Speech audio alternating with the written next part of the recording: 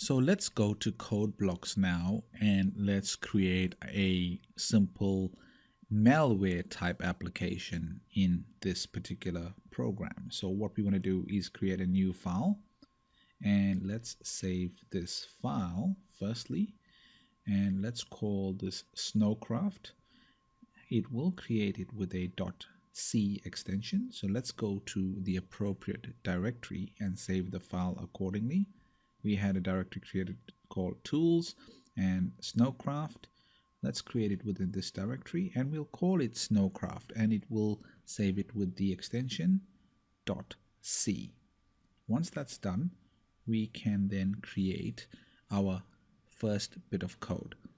We need to include the libraries, the stdio.h and the stdlib.h as well. So to do that, we need to use the include statement.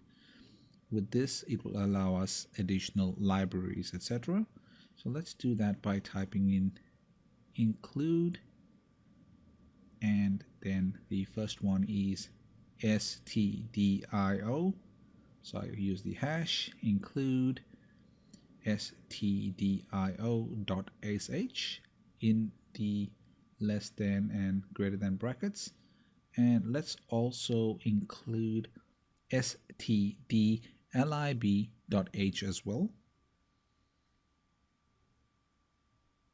And now that we have those two files, we now just need to write a very simple piece of code, int main, and within main we want to have the following, which will be in these brackets. And what we want to do is basically load up the netcat file, which we have called chest.exe, and we then also want to load snowcraft.exe straight after that. So to do that, we type in system, and with system we need to start, and we want to start chest.exe. So within these brackets we type in start.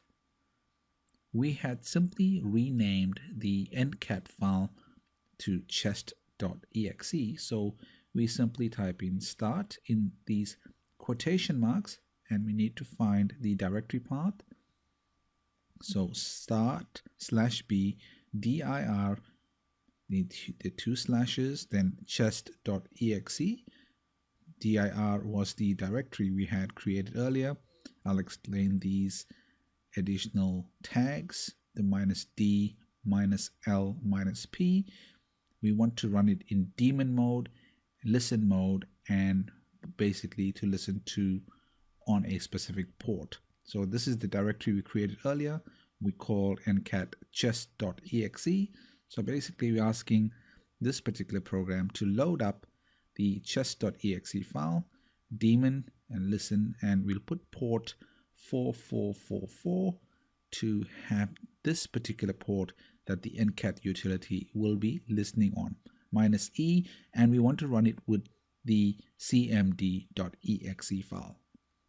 Very simple. Start /b, the directory path / chest.exe, -d, -l, -p, and now we also want to put in system, which then loads up the snowcraft.exe file. We type in dir / snowcraft.exe. So basically this program will run. Once someone clicks the executable file that we will just build in a short while, it will load up chest.exe in the background and also load up snowcraft.exe, so the user does not see anything different. All they see is the snowcraft file, but we know it has opened up the additional ncat utility in the background. So in this manner, a hacker would create a little program that basically loads up a game, and before loading the game, loads a netcat utility that then allows the port to be listened on, and the hacker could retrieve data accordingly, knowing what ports are open, what data is being transmitted, etc. So this is how a hacker would basically deceive the user. The game opens up as normal, but the chest.exe file opens up in the background and the user does not even know it. So we've saved the file. Now you see that it is a CPP file. Let's compile this and let's look at whether there are any errors. So compile. Let's go to the build log to see what that looks like. And everything looks fine. Now we want to run that to see how it actually works. So I can simply click the play button here and you'll see the Netcat utility opens up in the background and the Snowcraft game opens up in the foreground. With some commands, we can actually hide the Netcat utility. So let's just close this for now and show you how the Netcat utility actually works. So if I click the Snowcraft file here, you'll see it open up the Netcat utility in the background and the game in the foreground. Now let's look at what happens if we go to a command prompt to see if that actually is running. So once the program is running, we go to Task Manager and have a look here. You'll see a file called chest.exe that is running. Let's make sure that it is working on the actual port. To do that, we can go to the command prompt to see exactly how that works. Remember, we renamed the Netcat utility to chest.exe to make it less known, less visible to the average user. Now, let's go in further and open up a command prompt. And in command prompt, I use the netstat command and netstat /na. Hang on a second, let me just remember this command. Netstat /nat. Is it nat? No, it's a -na /na. Netstat -na will show us that all the programs that are running here, you'll see there's a TCP on port 4444, which is our chest.exe file. To investigate that further, we can go in and do further analysis to find out exactly what the program is. So to do that, we can go to something called task list. Task list is like a program manager, but from the command prompt. If I type in task list and let's have a look at the programs that are running, let's go through and look here. You will see the chest.exe program running on process ID 936. This number we can look at in more detail now, because now we want to know what exactly is this program doing. So I can do netstat -nao,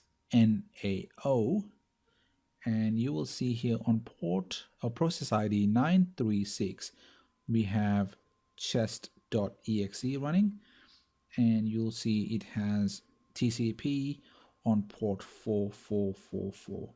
So in this way we know chest.exe is running and listening on port 4444, which is the Netcat utility that we had secretly included when the user ran the snowcraft.exe file.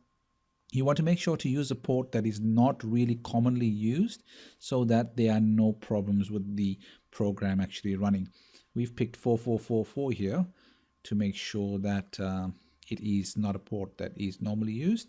I'm just closing some of these programs now. What we want to do is just get rid of some of the files that we are not needing. So let me close these manually. What I need to do now is just move the Snowcraft C++ file and the Snowcraft .o file. Need to move this. Let's move them to another directory away from this particular directory, because I want to zip the file, and that's the file we'll be using to infect a vulnerable machine. So let's go back to that folder, and you see the Snowcraft file here. The next step would be to rename this file to something like Snow Game. Doesn't really matter, just rename it to whatever you want.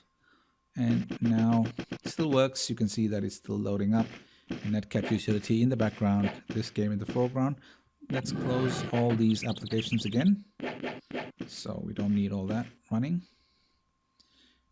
And what you then want to do is work out how to zip this file.